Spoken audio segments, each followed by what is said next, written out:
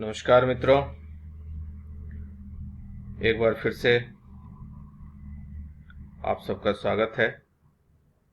आज जो पाठ लेकर मैं प्रस्तुत हुआ हूं आप सबके सामने, उस पाठ का नाम है भक्तिन और जिसे लिखा है महादेवी वर्मा ने। भक्तिन महादेवी वर्मा का प्रसिद्ध संस्मरणात्मक रेखा चित्र है जो स्मृति की रेखाएं में संकलित है। इसमें लेखिका ने अपनी सेविका भक्तिन के अतीत और वर्तमान का परिचय देते हुए उसके व्यक्तित्व का दिलचस्प खाका खींचा है।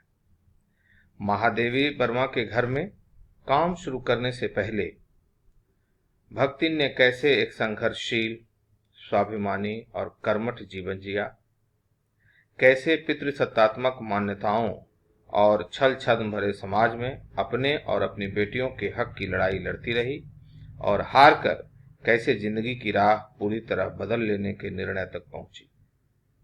इसका संवेदनशील चित्रण लेखिका ने किया है। साथ ही भक्तिन लेखिका के जीवन में आकर छा जाने वाली एक ऐसी परिस्थिति के रूप में दिखलाई पड़ती है जिसके कारण लेखिका के व्यक्तित्व के कई अनछुए आयाम उद्घाटित होते हैं। इसी कारण अपने व्यक्तित्व का जरूरी अंश मानकर महादेवी वर्मा भक्तिन को खोना नहीं चाहती। तो चलिए आगे देखते हैं।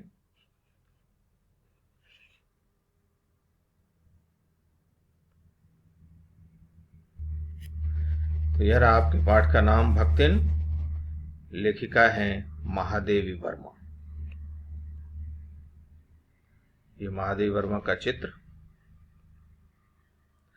महादेवी वर्मा का जन्म 26 मार्च 1907 ईस्वी में फर्रुखाबाद उत्तर प्रदेश में हुआ और उनका निधन 11 सितंबर 1987 ईस्वी में इलाहाबाद में हुआ। महादेवी वर्मा हिंदी साहित्य में छायावादी युग के 4 प्रमुख स्तंभों में से एक मानी जाती हैं। जो चारों स्तंभ छायावादी युग के रहे हैं, छायावाद के 4 स्तंभ जिन्हें कहा जाता है, वो आप उनकी तस्वीरें आपके सामने हैं। पहले हैं जयशंकर प्रसाद, उसके बाद महाप्राण निराला, सूर्यकांत त्रिपाठी निराला। उसके बाद जो अगली तस्वीर है वह सुमित्रा नंदन पंत की, जिन्हें प्रकृति के सुकुमार कवि के रूप में उपाधि मिली हुई है। और चौथा स्तंभ के रूप में महादेवी वर्मा जी का छाया चित्र आपके सामने है। महादेवी वर्मा सर्वाधिक प्रतिभावान कवित्रियों में से एक है।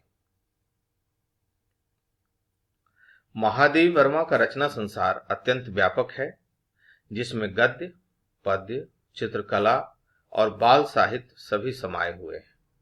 उनका रचना काल भी 50 से अधिक वर्षों तक फैला हुआ है और वे अपने अंतिम समय तक कुछ न कुछ रचती ही रही। उनकी प्रमुख रचनाएं हैं निर्जा, दीप गीत, सांध गीत, दीप शिखा, यामा। निबंध संग्रह के रूप में श्रृंखला की करियां, भारतीय संस्कृति के स्वर, आपदा, संकल्पिता। संस्मरण और रेखा चित्र महादेवी वर्मा के रहे हैं। अतीत के चलचित्र, स्मृति की रेखाएं। ये स्मृति की रेखाएं वही संस्मरण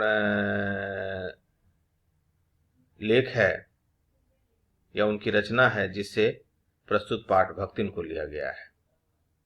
पथ के साथी, मेरा परिवार और रेखा चित्र। प्रमुख पुरस्कार जो उन्हें मिले हैं, 1934 में सक्सेरिया पुरस्कार, 1942 में द्विवेदी पदक, 1943 में मंगला प्रसाद पुरस्कार, 1943 में ही भारत भारती पुरस्कार, 1956 में पद्म भूषण, 1979 में अकेडमी फेलोशिप, 1982 में ज्ञानपीठ पुरस्कार, 1988 में पद्म विभूषण। सामने उनकी कृति है यामा। इसी कृति के लिए उन्हें 1982 ईस्वी में ज्ञानपीठ पुरस्कार मिला था। और आप देख रहे हैं इंदिरा गांधी, भूतपूर्व प्रधानमंत्री इंदिरा गांधी के हाथों वो पुरस्कार ग्रहण करती हुई हैं। वो तस्वीर आपके सामने है। निराला व अज्ञे जी के साथ की कुछ तस्वीरें हैं जिसे मैंने आपसे साझा किया है। महादेवी वर्मा के लिए जो डाक टिकट भारत सरकार ने जारी किया था 1991 में, वह डाक टिकट भी मैंने दिखाने की कोशिश की है। आपके सामने ये रहा। ये रचना संसार है महादेवी वर्मा का। कितने रूपों में वो रचना में रही हैं और कितने लोगों ने इनकी रचनाओं पर कार्य किया है, ये सारी पुस्तकें आपके सामने हैं। 1943 में प्रकाशित स्मृति की रेखाएं में संकलित संस्मरणात्मक रेखाचित्र भक्तिन है। मैंने पहले भी आपसे कहा है। महादेवी ने अपने अधिकांश रेखाचित्रों में निम्न वर्गीय पात्रों की विशेषताओं, दुर्बलताओं और समस्याओं का चित्रण किया है। चलिए भक्तिन पाठ के आरंभिक अंश का मूल गद्य देखते हैं। छोटे कद और दुबले शरीर वाली भक्तिन अपने पतले होठों के कानों में दृढ़ संकल्प और छोटी आंखों में एक विचित्र समझदारी लेकर जिस दिन पहले पहले मेरे पास आ उपस्थित हुई थी, तब से आज तक एक युग का समय बीत चुका है। पर जब कोई जिज्ञासु उससे इस संबंध में प्रश्न कर बैठता है, तब वह पलकों को आधी पुतलियों तक गिराकर और चिंतन की मुद्रा में ठुड्डी को कुछ ऊपर उठाकर विश्वास भरे कंठ से उत्तर देती हैं, तुम पचे काका बताई, यह 50 बरिस से संग रहित है। इस हिसाब से मैं 75 की ठहरती हूँ और वह 100 वर्ष की आयु भी पार कर जाती है। इसका भक्तिन को पता नहीं। पता हो भी तो संभवतः वह मेरे साथ बीते हुए समय में रत्ती भर भी कम न करना चाहेगी। मुझे तो विश्वास होता जा रहा है कि कुछ वर्ष और बीत जाने पर वह मेरे साथ रहने के समय को खींचकर 100 वर्ष तक पहुंचा देगी, चाहे उसके हिसाब से मुझे 100-150 वर्ष की असंभव आयु का भार क्यों न ढोना पड़े। सेवक धर्म में हनुमान जी से स्पर्धा करने वाली भक्तिन किसी अंजना की पुत्री न होकर एक अनाम धन्या गोपालिका की कन्या है। नाम है लक्ष्मी अर्थात लक्ष्मी। पर जैसे मेरे नाम की विशालता मेरे लिए दुर्बह है, वैसे ही लक्ष्मी की समृद्धि भक्तिन के कपाल की कुंचित रेखाओं में नहीं बन सकी। वैसे तो जीवन में प्रायः सभी को अपने अपने नाम का विरोधाभास लेकर जीना पड़ता है, पर भक्तिन बहुत समझदार है, क्योंकि वह अपना समृद्धि सूचक नाम किसी को बताती नहीं। केवल जब नौकरी की खोज में आई थी, तब ईमानदारी का परिचय देने के लिए उसने शेष इतिवृत्त के साथ यह भी बता दिया, पर इस प्रार्थना के साथ कि मैं कभी नाम का उपयोग न करूं। उपनाम रखने की प्रतिभा होती तो मैं सबसे पहले उसका प्रयोग अपने ऊपर करती। इस तथ्य को देहातिन क्या जाने। इसी से जब मैंने कंठीमाला देखकर उसका नया नामकरण किया, तब वह भक्तिन जैसे कवित्वहीन नाम को पाकर भी गदगद हो उठी। अब इससे कुछ कक्षा कार्य के रूप में प्रश्न बने हैं कि भक्तिन का वास्तविक नाम क्या था। आप समझ गए होंगे, ये तो उत्तर मैं बताता हूं। उत्तर है इसका लक्ष्मी अर्थात लक्ष्मी। अगला प्रश्न है कि भक्तिन ने वास्तविक नाम किसे बताया। इसका उत्तर होगा लेखिका को अर्थात महादेवी वर्मा जी को उसने अपना नाम बताया था। तीसरा प्रश्न है लेखिका ने भक्तिन नामकरण क्या देखकर किया। उत्तर है होगा इसका कंठीमाला देखकर। लेखिका ने भक्तिन की तुलना किससे की है।